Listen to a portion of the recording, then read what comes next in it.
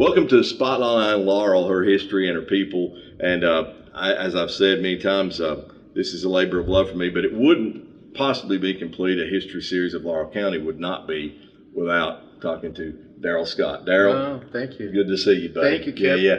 Tickled to death. You're here. Darrell's actually playing tonight in London, and everybody's excited about that. But Darrell, you're a Laurel County native, obviously. We're proud of that. Yeah, I was born over there at that hospital that used to be downtown. Yeah, okay. Tell us about your roots a little bit, your Laurel County roots. Well, to tell you the truth, folks, from what I understand, when they were having a baby in Knox County, they came over to Laurel County. Mm-hmm. They came over to London to at least have me. That's where I was born, over at that hospital, I think Marymount. Yeah. And coming over here was, I was a baby, but I noticed over the years with my family, that's going to town. It was either Corbin, but London seemed to be just a little more going to town. Right. And more than Barville or anything like that, too. Mm-hmm. And well, Lilly, Kentucky was kind of, that plays into it, right? The south end of Laurel County. I don't know much about that. Okay. No. Okay. We were over there, they call it Crane Nest. Yeah. And my grandparents and my mom's side were over in a place called Tedder's. Okay. And it's real close to Laurel County.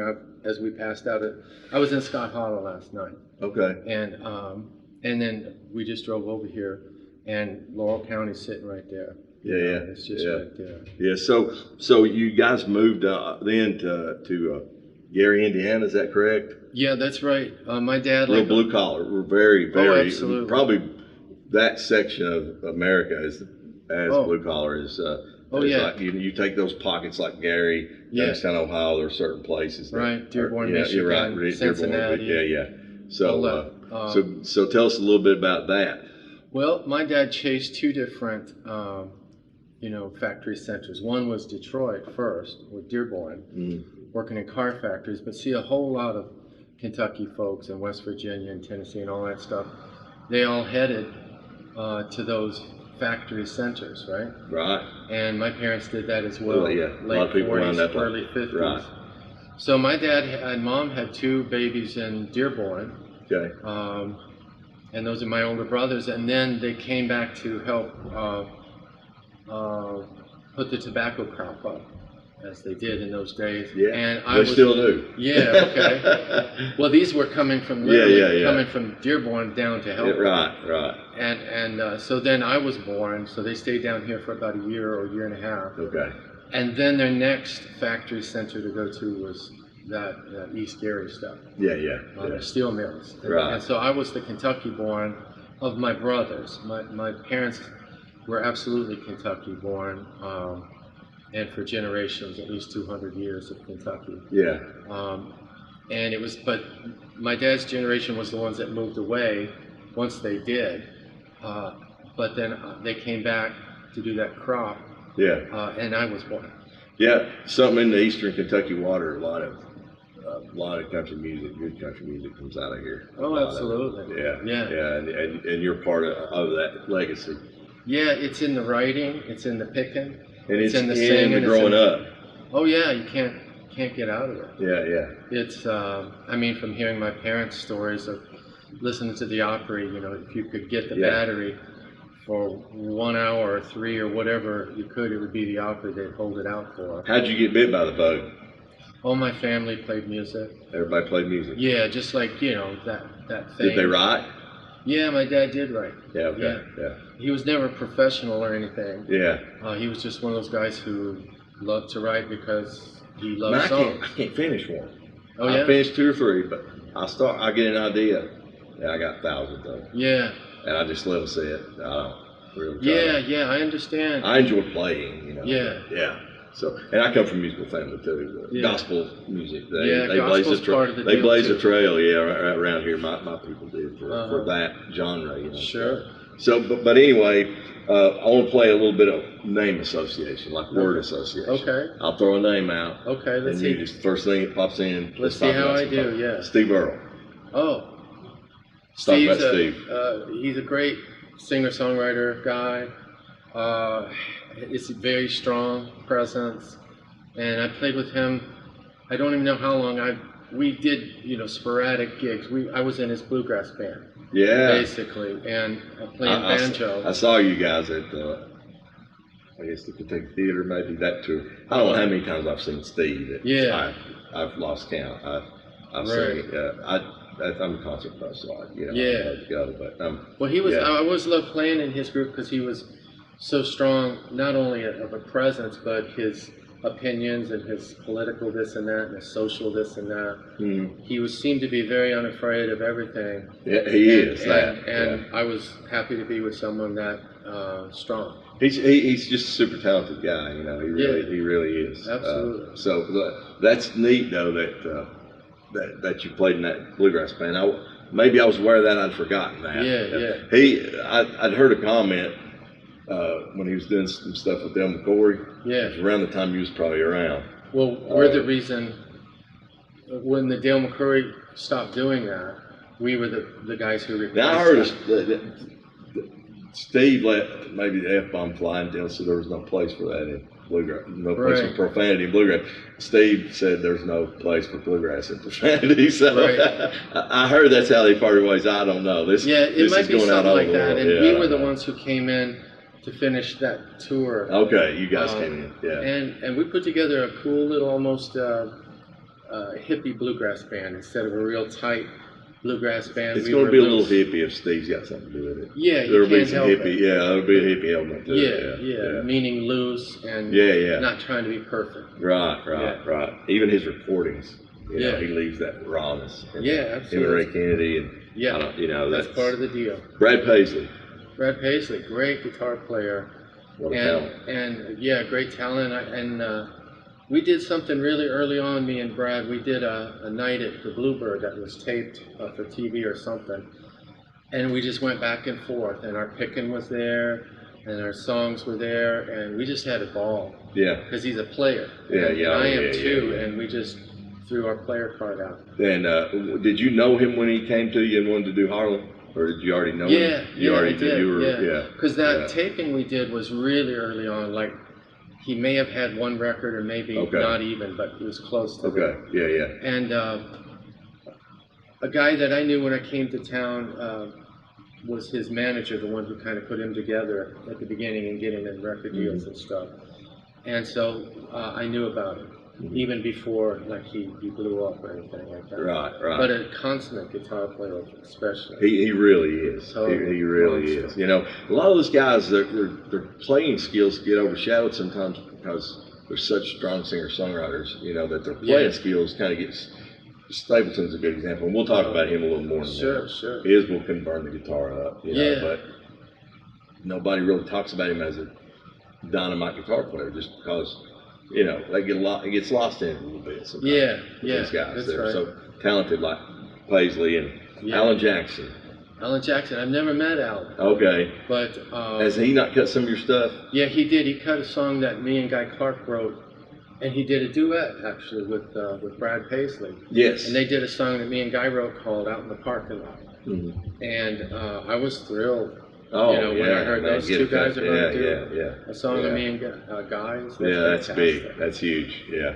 Let's see who else I got on here. Emmylou Harris. Oh, she's the queen. She's the best.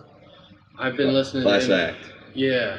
I've been listening to her records from the beginning. Who hasn't, I mean. Yeah, exactly, because that's where you would go. Yeah. But a really important thing about Emmy Steve Earle, Graham Parsons. Yeah. Emmylou Harris, I mean, that's, sure. She gets no, that's, if you want to go back to some roots right there, just some absolutely. influences. And I loved what she did. Really what broke me further into the second generation of bluegrass was her bluegrass album called Roses in the Snow in about 1980. And in that record was Tony Rice and Jerry Douglas and Skaggs. Maybe Sam Bush was in that too. And anyway, it was like, who are these people? I'd never known of them. And that record is what turned me on to those guys. And then I was off to the races following what those guys were up to. So now, if say Alan Jackson wants to do a Darrell Scott, does he have to ask you? No. Basically how it works, there's so many higher ups of everything. So there's almost never an Alan Jackson calling the Darrell Scott or another writer that I'm aware of. It's more like the people that work above them or beside them contact the people that work beside them. But do they get permission? Do they have to get permission, or Only can they the just first cut time. it? Okay. The first time a song is cut, that has to be given permission. Anytime after that, there's not a permission that has to be Anybody done. can cut it after it's been Anybody cut can once. cut it after that one time. Now, As long as you get your money. Well, yeah, you still get paid. Yeah. But in terms of literally, the writer and the publisher can say, no, we don't want you to record that. Darrell's going to release it, or But once it's out, yeah. And once it's out, though, it's fair game for everybody. Okay. The Staples put a song out, I guess. Do something. Yeah, what is this today? Yesterday morning. Oh, really? Yeah, it's killer. Oh, cool. He's incredible. Oh, yeah. And I got it in advance about a week, and I've been chomping at the bit to share it with people. It came out yesterday. It's really good. Good. Sam Bush. Oh, I love my Circles Sam. Around Me is just. Did you have anything to do with the writing of that? He wrote that himself. Circles Around Me. No, I don't know that one. He recorded at least 2 of my songs, but I was in his band for 2 seasons. Yeah. And playing guitar with him and John Cowan at that time, both from Newgrass Revival. And John Cowan, Doobie Brothers. And now he's with Doobies, yeah. And Sam, the first time I met Sam was hiring him to play on my record in, 1991 or 2, something like that. When they asked me, who do you want to play on fiddle? It's like Sam Bush, and they got him, and that's how we met. And actually, he played on a song of mine called "River Take Me." Yeah. And then my record never came out, but Sam remembered the song, and he remembered me. So Sam cut "River Take Me" like 5, 6, 8, whatever years later. And then also he asked me to join his band for 2 seasons, somewhere in the middle 90s, 95, 6, 7, somewhere around in there. Yeah. And another thing about Sam, he loves baseball, and he runs his band about like a shortstop might run the infield.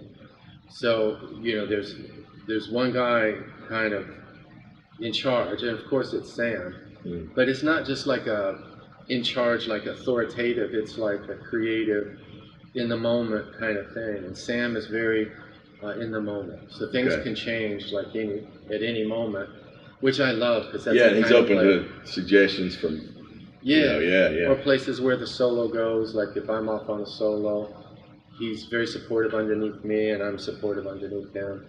Consummate player, side man or front man. Oh, doesn't matter. No, Session man, it doesn't matter. It gets no better than that. Yeah, that's right. Now, in I guess the mid '90s, Jimmy Page and Robert Plant got back together, for that unleaded thing.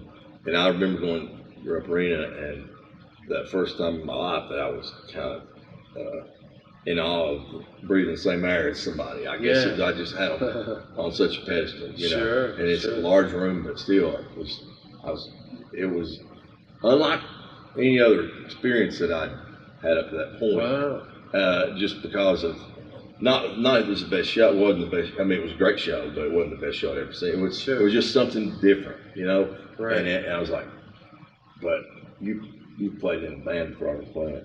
That's I did. Big. That's big. Yeah, I did that. That was a 2-year thing, and we made a record together as that band. Yeah, Band of Joy. Yeah, Band of Joy, and we never even played together. And there we are making the record. Well, let's talk about that. Yeah. Tell us about that experience. Well, it was great hearing, that voice in my headphones, and he's right there. He's in the next room, and it was all great. Buddy Miller was the reason that happened. Yeah. Buddy, talent. Buddy called me to be the multi-instrumentalist guy. Yeah. So I played pedal steel and banjo and mando, and also a key part of the harmony singer fell to me and Hattie Griffin. A lot of those 3 parts were the 3 of us, and then when we had 4 and 5 parts, we were there and yonder. It was great.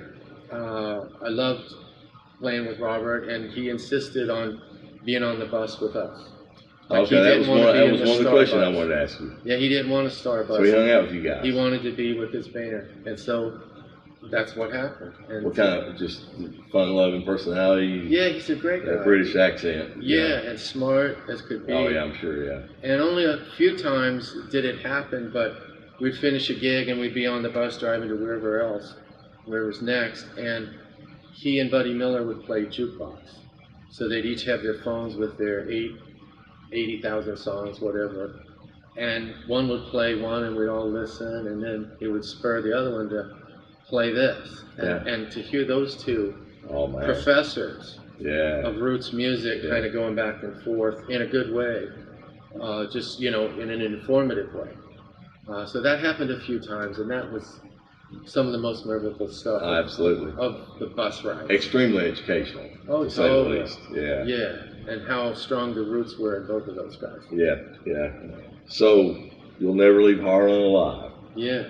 And when a song finds its way to Justified, that's big, you know? Yeah. So tell us about how you got that cut. We can talk about that, yes, but the inspiration behind it. I worked in the coal industry, you know, it's a looming shadow. Sure. Know, it casts a large one over Eastern Kentucky. Yeah. Everyone's been touched by the industry in some way. Sure, you know? Especially in Eastern Kentucky, and especially the farther east you go. 100 years ago.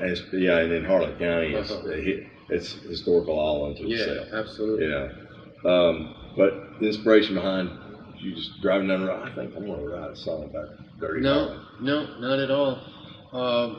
What happened was that there's a great, let's see, what is he?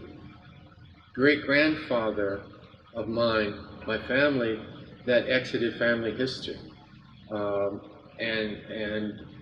anyway, to my knowledge, no one followed like what happened to him, where did he go, anything. They lost like track that. of it. Yeah, and I knew two things about him. He was a musician, he played banjo, which got my interest, and he was a music teacher. He'd go around and teach music. He'd teach it in church. I heard last night that he did shape note type singing and teaching with, you know, small churches. Yeah, I had a great grandmother who was good at that, teaching that. Yeah. And so that had my interest, like right now, because maybe that's where the music, the family came from, type of thing. Right. Anyway, I went to Harlan County to see if I could find any records of him, remarrying or birth certificate this, death certificate that, anything. Number one, I'm not a great researcher, and number two, there was the courthouse in Harlan County burned down in something like 1917 or 1905 or something, and records were just gone. And I never went to Frankfurt and chased it any further. Again, I'm not a research guy, but I was chasing what happened to my great-grandfather. So anyway, wound up with nothing. Another part I did was go into Williams Creek, which is where my great-grandmother, and he met and courted and all that stuff, looking for stones in the graveyard to see if there was a gravestone of him and all that stuff. Side note, they build those cemeteries on cliffs over there in Harlan County, don't they? Oh yeah, I mean, trying to get to one is... It was a feat, and it had grown up. It was grown over. But anyway, I didn't mean to interrupt you. So you found it? No, absolutely not. But what I did find was sitting in that holler, looking, I could tell like the sun didn't come up till mid-morning, and then looking back this way to the west, it'd be like that sun would be gone, you know, by mid-afternoon, and that's where I got that visual picture. And that's such an integral part of that song. Yeah. You know, because it just paints the picture. That's what you want to do. I was standing there looking at it. And that's what it was doing. Yeah. And I never found a stone that said "You'll Never Leave Harlan Alive" or anything like that. But about a week, and again, I was researching my great-grandfather, not looking for a song. But about a week later, this song popped through, which was "You'll Never Leave Harlan Alive." And it felt epic even as I was writing it. I knew it was my family's story, but I also knew it had that mythology of Harlan County, which for us from Kentucky, and especially from Eastern Kentucky, or with any roots whatsoever, it's a looming mythology. It's not just, bloody Harlan. I remember going to Harlan once with my son who was 6 years old at the time. And I was visiting my dad over there in Knox County, and he literally handed me a gun. He said, "You better take this, you may need it." I didn't take the gun. But what it showed was how much my dad's generation still feared the whatever they thought Harlan County was. He never That's caught amazing. on that they're not. It's not 1932 right. or 1907 That's or something. amazing. Yeah. But that's what I mean by Well, the reputations mythology. follow cities. Corbin's had a history with that. You know, it follows them. Yeah. And it takes a while to shake them. And That's Harlan right. And has Harlan been the is same deep. way. That's a it's deep one. deep one. Yeah. I don't know that they can shake that. Yeah. But anyway, I too, as a Kentucky guy, had that mythology. So some of that was sitting in that song for me too, because I grew up hearing all that stuff. Right. Yeah, Right. and so that entered into the song too. Well, it's a song that, you know, I don't think it's ever been like a #1 country hit or anything. No. But it's one of those songs that's so timeless. Yeah. It's so well known now Yeah. that it's made the rounds that people relate to that song. Especially and it's one here. of those songs.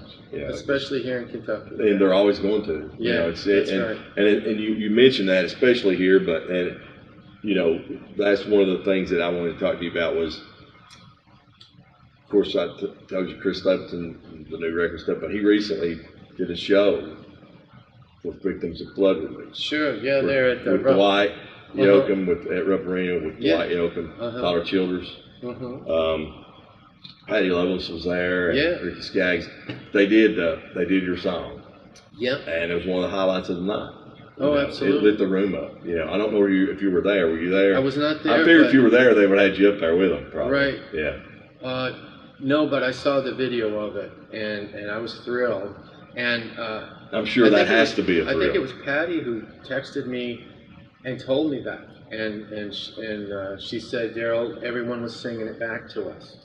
You know, it was one of those kinds of things. It was. I was there, and really, it was so good to see her back, man. Oh yeah, she's Because we don't killing it. hear from her anymore much. Well, you know, she still she kind of sings. lays low.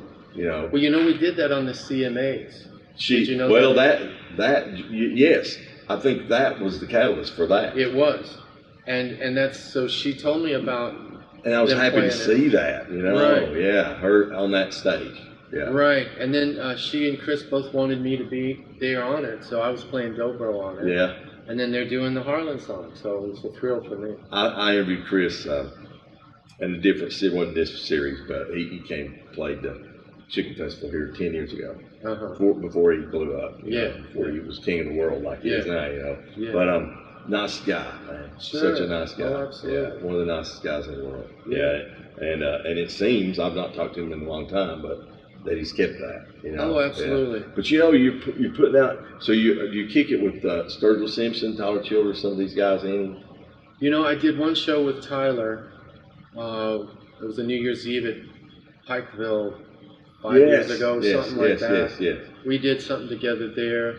There's a great video of that. Oh yeah.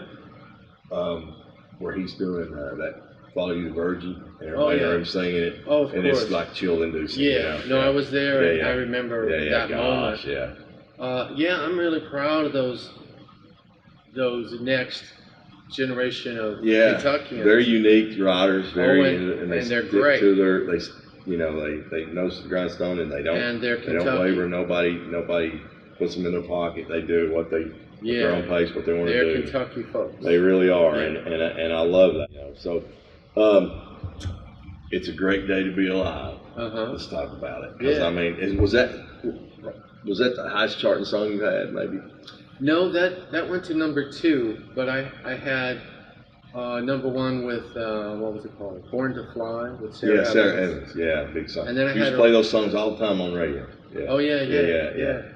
And then let's see, I've had #1 in the rock field that the Zach Brown band did, and I had a #1 on that. But the other things have been like #2. What was that one? "Heavy as the Head." Oh And yeah, it was with Chris. Foo Fighters, Dave Grohl. Well, who's that lead singer from? Foo Fighters. Well, no, they did that project, but I can't think of the name. Chris Cornell. Yeah, Soundgarden. Yeah, so Chris Cornell. That was heavy. That was heavy. That as was the the head. one, Yeah, yeah. that was it. I But then- was mixed up there. Yeah, no, that's fine. Yeah. And but yeah, songs like Harlan never hit #1, #10, #30. But you're known for it. That's right, and that might have something to say about the chart. Doesn't mean everything, does it? You know, I'm not a Right. big chart guy. I used to be because I used to have to be. You know, we used to If report you're in the radio, music you row gotta and all do that it, stuff. yeah. But you know, one of my pet peeves is people making lists. Okay, there's nothing wrong with that. Yeah. But I'm like, people will get on Facebook and say, the greatest singer of all time is so and so. And I'm like, in your opinion, yes. Yeah. You know, but you know, and then they'll say, these are my favorite, you know, Beatles albums or Right. 1, 2, 3, 4, 5. Well, no, they won't say my favorite. They'll say these are the best rated and ranked in order. Right, right. There's no way. I mean, Yeah, there is no it's way. all It's like, hypothetical. You know, who's it's the best all guitarist? subjective. It's Yeah, all the subjective. top 100 Yeah, it's guitarists. What's subjective. that even mean? Yeah. So I think, you know, yeah, it's great to have a number one, but some songs are timeless Yeah, without that. Yeah. They don't have to have that help. And then there's a lot of number ones yeah. that we don't never, know next week. Yeah, and Next that's right. week. Next week we've Yeah, forgotten about. yeah. Yeah. Yeah. So Great Day to Be Alive is that's a nice one to go out and get royalty checks from, right? Yeah, absolutely. Pretty good days at the mailbox Sure, on that sure, one. absolutely. Great Day to Be Alive. Yeah. Long Time Gone Dixie Chicks. Mhm. You know, you did some stuff with Steel Woods. Yeah. Yeah. And I hate that. The guy that died. Yeah. Rowdy, I think. Jessica's close to great him. guitar player. Jessica does a great job. I want to thank Jessica for being one of the catalysts in this. And I don't think they could have found a person to curate that museum, Kentucky history. No, she's on it. She's on it. Yeah. Yeah. She has such a passion for it. You know. Yeah. She really does. Man. Absolutely. Yeah. Absolutely. Montgomery Gentry they did some stuff of yours. Yeah, I think they did Harlan. Yeah, they did. They cut that. And They let's cut see, I that. played on one session of those guys just as a player. That's another thing I've done. I played a lot of sessions Mhm. as just a player. you Yeah, know, yeah. Before my songs Yeah. did anything, I was playing on Montgomery Gentry or. It's amazing to watch you Trisha guys Yearwood. work. My family cut a project back. I think it was like 2000 or something. Worked at Hilltop up there in Nashville. Yeah. Steve Chandler was their engineer, but we had Brian Sutton. Oh yeah, What a talent. yeah, the best. Yeah, he's as good as, I mean, and we got him kind of on his way, I guess, on his way up. I don't know if we can afford him now, but it was a thrill to watch those guys work. Guys like you work in the studio. It's amazing, man. Yeah, they get after it. Yeah, they get after it. Well, they'll listen to a few bars, man, of a rough. Yeah. And you know whoever your band leader is, they're gonna write down some numbers, hand Yeah. out. You know how that works. Oh, They yeah. count it off, and They're had real quick. Jerry Croon, drummer Uh-huh. for, he did some Sure. George Strait stuff, Alabama. Yeah. It was neat just to watch those guys work. It was amazing because I'm a musician, but that's different. That's next level stuff, man. Where Yeah. and I can play the stuff they were playing. It wasn't that. It was how quick. And how well they work together with very Yeah, short with time. very short time. Just get after it. Yeah, it's- play the song. Yeah, it's magic. Yeah. It's cool, and you're part of that. You know, Yeah, as I've a done session some player of in that Nashville. stuff. Yeah, I sure have. yeah, it's neat. Kev Moe. Right. Yeah, Yeah, Kip. I don't even know how we got together, but we did. what a blues man. He's And great, we were man. hanging Yeah. around and just getting to know each other. And we did sit down and wrote a song together that he put on his record. And I think he had me come in and play on it too. I'm pretty sure I played on it. But he then moved to Nashville. This was before he even moved to Nashville. Mhm. He was still, I guess, out west. But he's really rooted himself in Nashville. Guy Clark. Yeah. One of my heroes. Yeah, And me so I too. got to play on my first Guy Clark record in 1994 and did 4 records. Teach you about songwriting too. You know, just from watching a master like that at work. Well, not exactly. It was more like what I listened to before I even got there. Yeah, So, because I'd been following him for a number of years. yeah. Working in the studio with him was, he's just no nonsense. He brings in the song. There's not hyper to it. There's no reverb. There's no compression, for example. It's just like if we were sitting right now and put some mics on us, that's about what a Guy Clark record is. You're playing the song. Yeah. And the song was taken care of because he made sure. Yeah, and the song spoke for itself. Yeah, and the arrangements were all there and all that. All we did was support Guy's song. So he was. Guy was short of a genius. He was. Oh yeah. Yeah. So 2007, you have an Americana Music Award. Song of the Year. Yeah, yeah. Tell us about that. Hank Williams Ghost. Hank Williams Ghost, yeah. Yeah, that one was one I had zero idea that I would even be nominated, let alone like it actually won. So I just remember being there at the Ryman, and I'm in the wings, and they're announcing, you know, the other writers in there, and it's like they're going to win. They're famous. They got it all. Yeah. And then they called my name, and it was like, what in the world? Like, you know what I What a mean? pleasant Like surprise. everyone in the category of famous, really known Has to be folks. such a great feeling. I mean, Yeah, I was surprised. Well, I guess at the Ryman, they usually go at the Ryman. Yeah, it was at the Ryman. And I have no idea what I said when I got out there, but I remember talking about my Kentucky roots, and I remember talking how I learned so much authenticity stuff from my dad in the Kentucky thing, because that's all my dad would know how to do. Well, you know, your Kentucky roots put you in really good company, don't they? They put you in good company. Oh, yeah. I don't know if there's a state. Oklahoma puts out a lot, Texas puts out a lot, but a state no bigger than Kentucky. Oh, yeah. A lot of top-notch talent comes from here. Right. And not just Writers. country, rock too. You know? Yeah. So, yeah. Oh, writers like Tom T. Hall. Yeah. Oh my gosh. What do you do with that? No, the best. Yeah. And Skaggs as a player and singer and on and on and on. Yeah, Kentucky. Dwight is such a showman. I mean, there's so many. I hate to start naming them because there's so many. You know, Laurel Lynn's from Kentucky. Of course. Heck, man. You know, it's no bigger than that. On and on and on and on. on. You could go on. We're and on. a small state, perhaps. Yeah. But we're big on creativity and creativity. authenticity. Yeah, we are. Well, Darrell, I can't thank you enough. Oh, certainly. We had to have you for this history series, man. It's a Laurel County thing. Yeah. And we're proud of you. Oh, great. Well, Proud of you from here. And I'm glad to be here tonight. We got us a sold-out house. I know, man. That's cool. You know, we're just going to have a good time. I got a lot of my cousins out there. Yeah. And so got a cousin on the video. That's right. There, yeah. That's right. Maybe one of your nicest looking cousins, I guess. She's a good girl. I've been acquainted with Lane here a little bit. But, great. Yeah. Great. So, Darrell, thank you so much. Thank you. Appreciate you very much, Kip. man. Absolutely, man. Okay. Thank you.